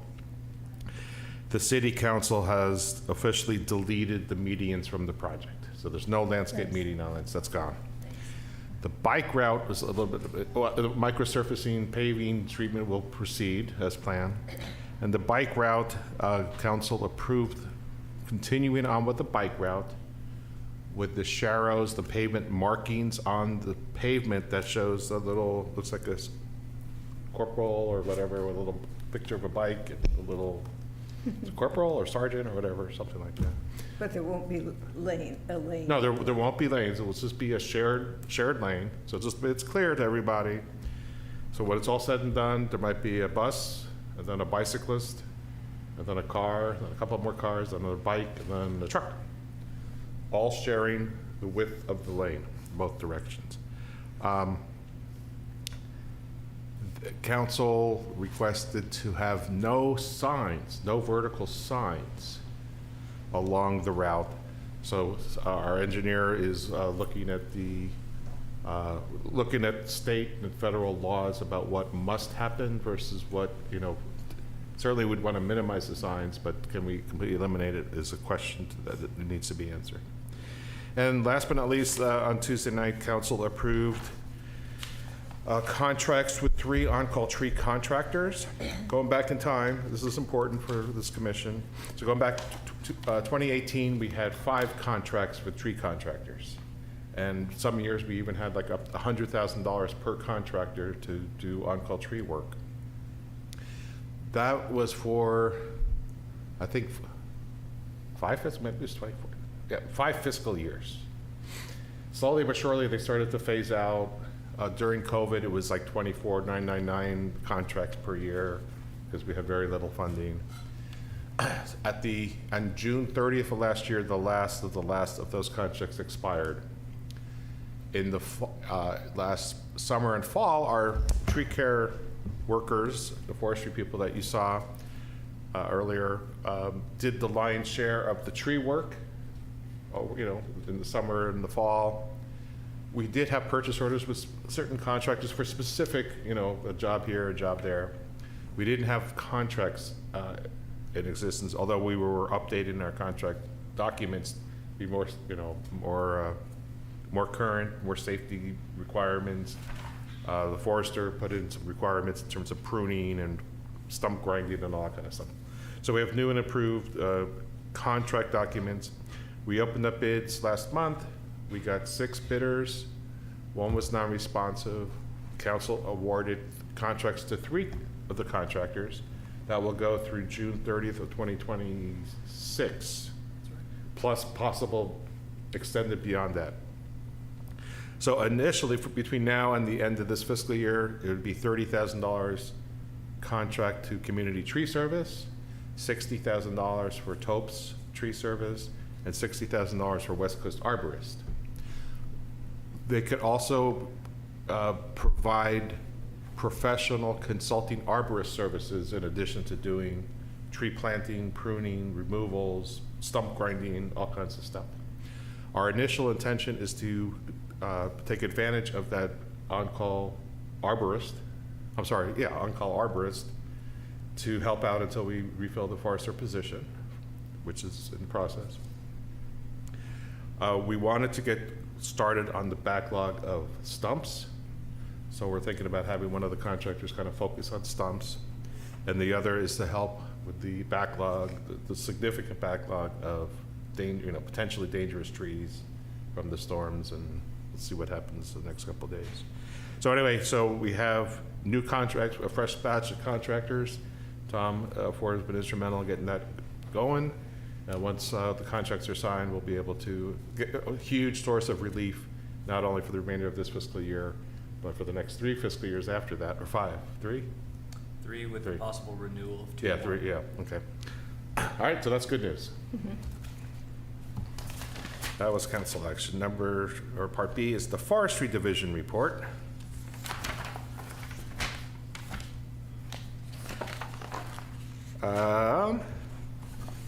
Yes. Okay, so we began to identify the tree stumps to be removed. Some are going to be removed by staff, Public Works, over the course of time. We're going to be focusing, having one of those tree contractors remove a larger quantity of the stumps we can't remove ourselves, but we want to reduce the backlog. So I'd rather get 50 medium-sized stumps removed if it's the same price as 10 much larger stumps. Let's start getting the backlog so we can plant new trees where the stumps come out. So anyway, we're working on that list. We have an updated list. We're looking at prioritizing that list. Second, this is in no particular order. We made some repairs to damaged post and cable fencing in the North Dunes. Going back a little bit, the purchase orders we had for the tree contractors, the $90,000 that was talked about at the last meeting. We had $40,000 for Hope's Tree Service and $50,000 for John Lay Tree Service to do the emergency work for the prior storms. That work is substantially completed now, all but paying the final bills. PG&E and the City Forestry has been working together on PG&E's request to remove 29? Did it Now go? 29. 29 trees that they felt are hazardous. You know, well, perhaps Tom can All hazardous. help. All hazardous. All were deemed hazardous following the January storms. PG&E elected to do an entire sweep of the town to reevaluate trees whose branches come within 4 feet of power lines. They had identified 36 trees, 29 of which determined it need to be removed, and those 29 were also assessed by our consulting arborist, Justin Ono, as confirming to be in a condition which would warrant removal. All of those trees were marked. They are marked in town with a yellow placard. PG&E themselves have requested that if there are questions regarding that those questions be directed to PG&E. There is their phone number on those placards. So that should just about cover those removals. They will be happening, they said, as soon as possible. It does sound like that PG&E means business. They want to ensure that there are not fires and that the power lines and the surrounding areas and homes are safe. So they'll be getting to those soon. Right. And their contractor for this work is Community Tree Service, under contract to PG&E. It's one of the 3 new contractors we have, but this is for work to be billed to PG&E. So. Is it just because of our challenges that we've had with PG&E? Mm-hmm. And again, we're putting on the placard to reach out to PG&E. If I'm a resident, my dimes and dollars, if they pick up the phone and call PG&E, they won't be able to get through to anyone. And so are we being responsible by not at least having some contact with the city if a resident has a problem with a tree coming down, given our experience with those trees that happened on the street and they were not happy? And there was that confusion. Now we don't have a forester, and I'm just concerned that the residents, get an opportunity to reach out in a way that's, going to get response to, because I'm a little nervous about PG&E because they aren't really great at getting back to people, and I've had that experience on my own. That's a great point, Commissioner Sowers. I personally spoke with the PG&E representatives, and they had provided each tree, not only the coordinates of each tree, but also an identification number for each tree. And just last week, a resident called in, and I think I spent 15 minutes on the phone with them, me plugging in the actual coordinates. And if you've ever plugged in GPS coordinates, they're about 12 digits long, each of them, 2 sets of coordinates. I found the exact tree that they were referring to. I cross-referenced that with PG&E's list of the exact, I can't remember the terminology they used, the exact tree ID to provide to that resident. The resident was able to contact PG&E to confirm the removal of that tree on a particular date. We actually don't have the dates. They give us a time frame, but there was at least one successful case because I had understood that the community has certainly had warranted concerns, reasonable concerns. Yeah. But yes, each tree does have a specific marking, and if folks would like the exact ID of the tree, that's certainly something Public Works is happy to provide. The resident would then have to follow up with PG&E if they have further questions about the exact date of removal or any other logistical questions. And if I may, I don't know if you mentioned this, Tom, but we did have our consulting arborist and or our tree care specialist look at every one of those 29 trees to confirm that they are indeed hazardous. So they need to go. Okay. Good news, we planted 20 new trees in February. which is the most we've done in 1 month in a long time, so that's good. The Ocean Avenue pathway between Carpenter and Junipero, if you've driven by recently, you can see that it's very much spruced up. We pruned hedges and trees and removed invasive ivy and acacia.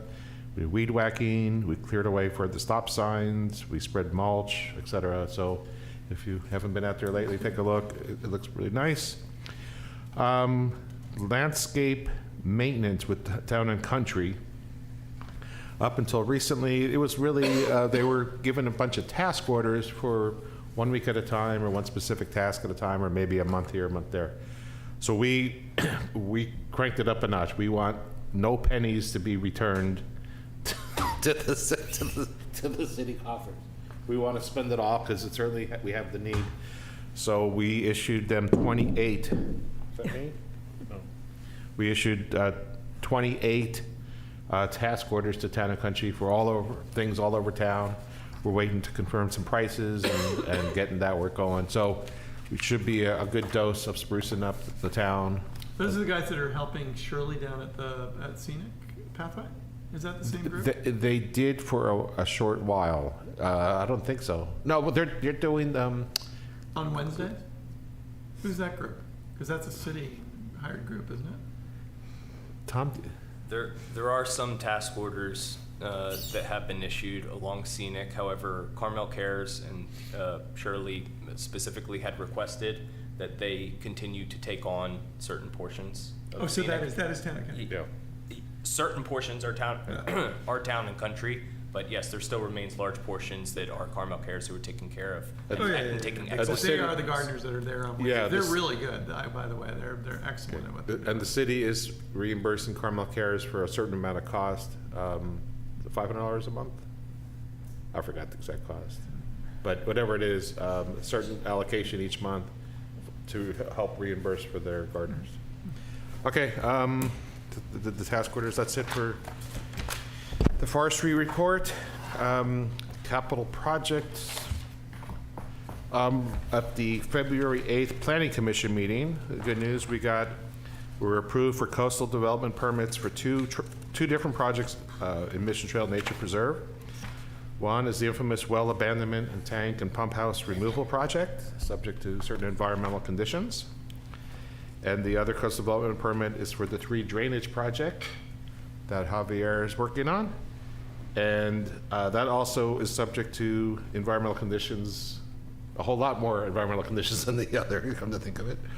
And notices of exemption for both projects were filed. So we're getting very close now to going out for bid for both of those projects.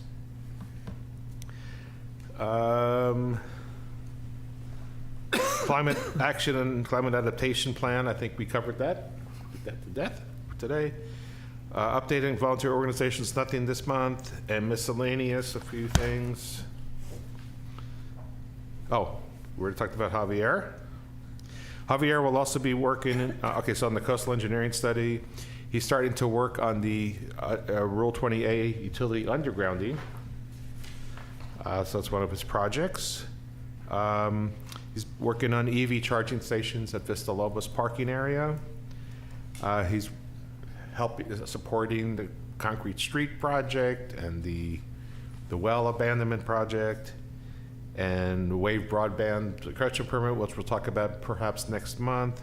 So he's doing a bunch of projects, keeping him busy. Okay, so next thing is we provided documentation for FEMA about our out-of-pocket expenses for the storm damage we had in January. Basically, from a public works perspective, not citywide, we had $65,000 of damage. We had $120,000 of staff costs, and we estimated $400,000 coming, not counting the stairs, which is another issue. Has that been filed, Bob, already? Okay, so we submitted the initial thing. In fact, yesterday we got initial feedback that, I don't know if we're tentatively approved, but they need more information, of course. But I'm just thinking you can add to this list. This isn't like that's what you can for what happened in January, I would imagine. So we adding seawalls and revetments and stairs, we're gonna do everything we can. Yeah. But we don't, there's a long road ahead of us before we get that far. Right. Okay. Or perhaps we could say this huge storm tonight is really damaging those stairs, aren't they? Well, Governor Newsom declared a disaster for all of Monterey and San Francisco again for the Yes, storm. well- So But whoever mentioned it, Monterey County is supposed to get special money. Can we get into that after the? Our police department has been in talks with Monterey County and the regional group and FEMA and the Office of Emergency Services with the state. So yeah, I mean, they're doing everything we can.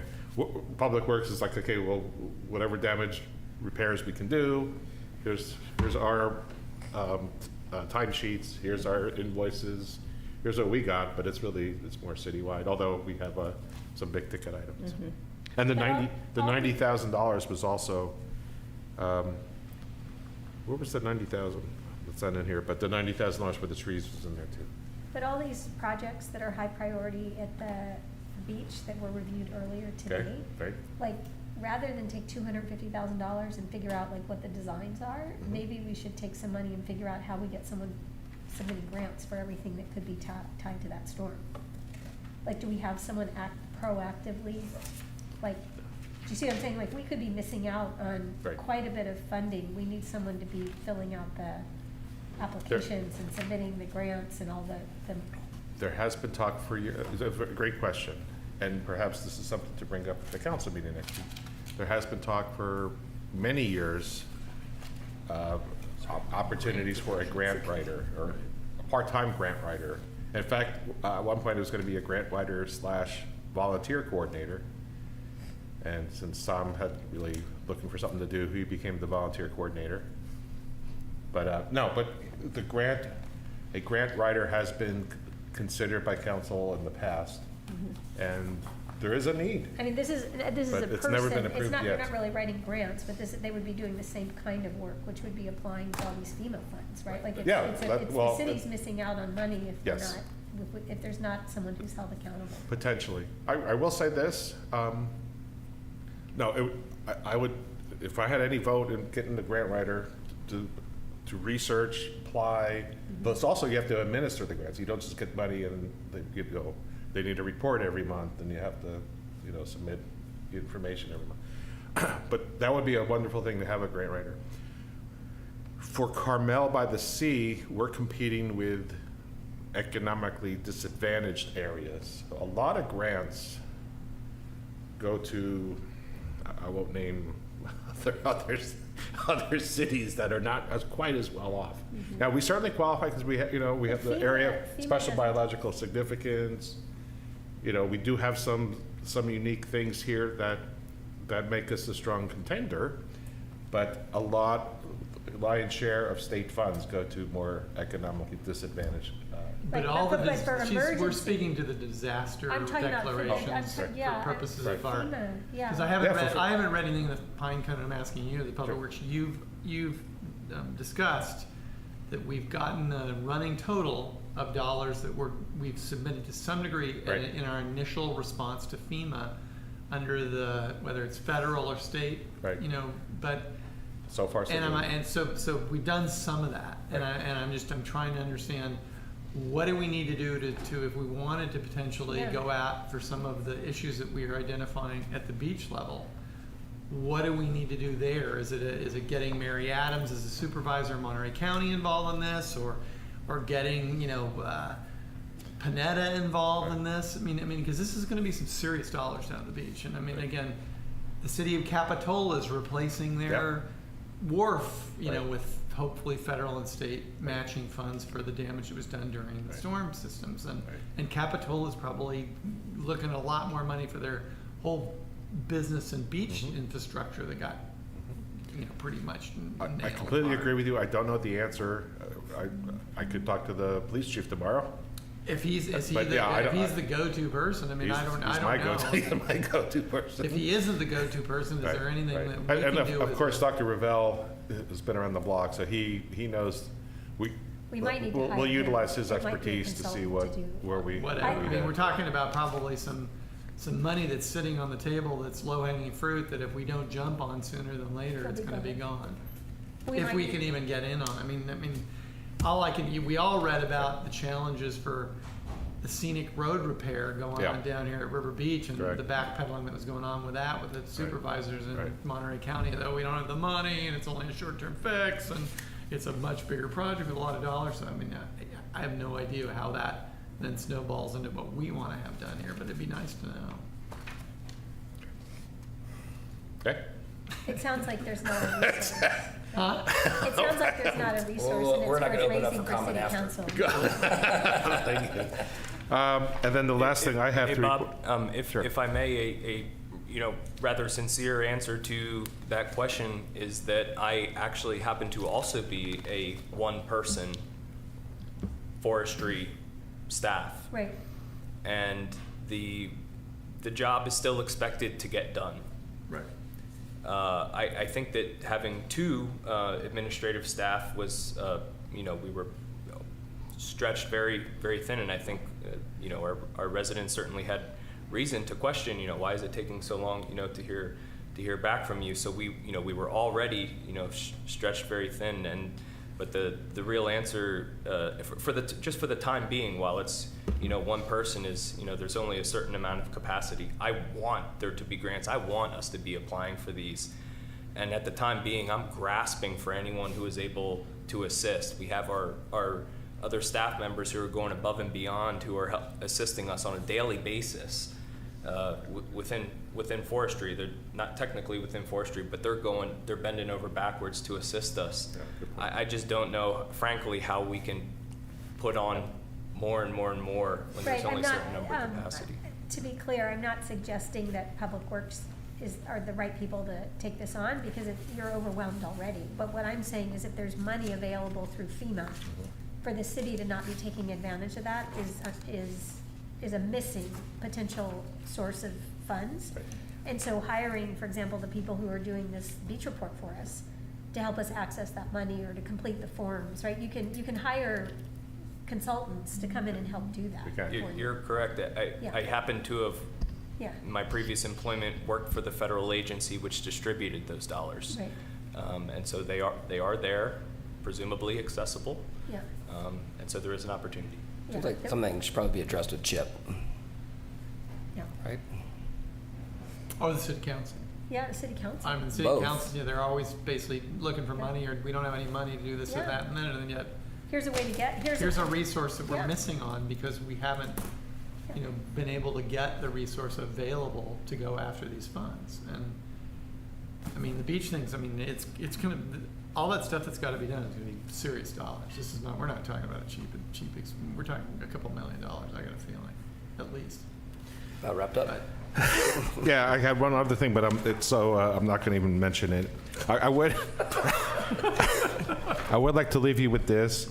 This is task 1 of the coastal engineering study. When we get into tasks 2, 3, and 4, there will be other things like protecting the North Dunes. So this is just the beginning of a long haul of repairs and upgrades and relocating utilities, et cetera, et cetera. So, but we're starting. We're getting started. We're getting started. So, Well, thank you. that's all. That completes my report. I guess you still open up for. Open up for, so we had enough commissioner comments, so we'll open it up to the public for any comments. I don't see anyone in chambers, but I see a hand just popped up. Hello there, Maria. Good evening. I'm excited about removing stumps, and I just wanted to bring attention to the fact that the holes are prepped for replanting properly. In the past, we've found them filled with wood chips, which is not conducive to growing a new tree. It takes all the moisture away from the roots. The second thing I wanted to mention is that the Design Traditions 1.5 committee sent a letter to the city council.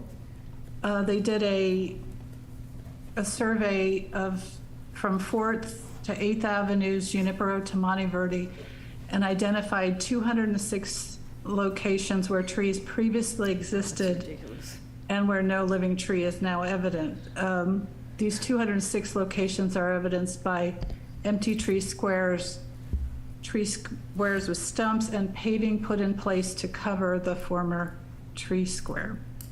So this is coming to City Council's attention, and hopefully will encourage them to put more towards the budget to replenish that area. And that's it for now. And thank you so much, Bob, for all you're doing to get the trees back in the ground. Thank you, Maria. Anyone else? I don't see any hands. And with that, I'll go ahead and close public comment, and we'll move to future agenda items. Got anything on your list?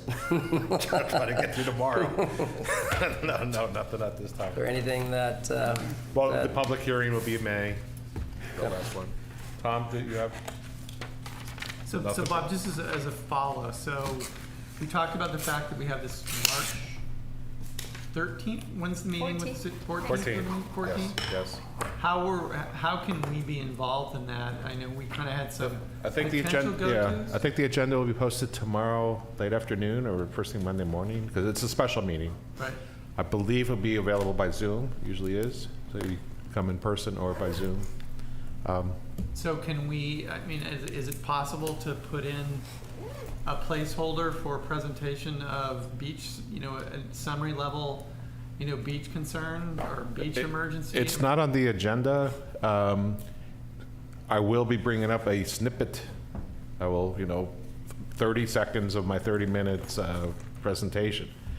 We'll talk about the results. In fact, it's already in the written report. We have preliminary results from the coastal engineering survey for the beach hardware, infrastructure. We have problems. We need to work on it, and recommending the funding. But the CIP is 25 carryover projects. Right. Well, I think I'm going to cover 14 or something projects that are completed, 25 carryover projects, and then another 12 new projects. So this is not the only project. How do I get up to it? Should I just go in as a public comment? And say, I'm a Forest and Beach Commissioner. Yes. We had a report presented to us. We've Yes. got an emergency challenge here. Yeah. And I want to let you as city council members understand that, and I don't know if I speak for all of us here, and I could say that I speak for all of us. I think speak for yourself, and I think the reinforcement of messages for those of us that feel the same way will resonate, as opposed to just one speaking in one voice, right? Good. Good. That's what I would think of it. I think you can say we've discussed it, and there's a. And Sarah disagrees, right? Yeah. If she doesn't show up. I just want to understand what the. I think the beach is really, really important. So you can, as far as I'm concerned, you can say all of us.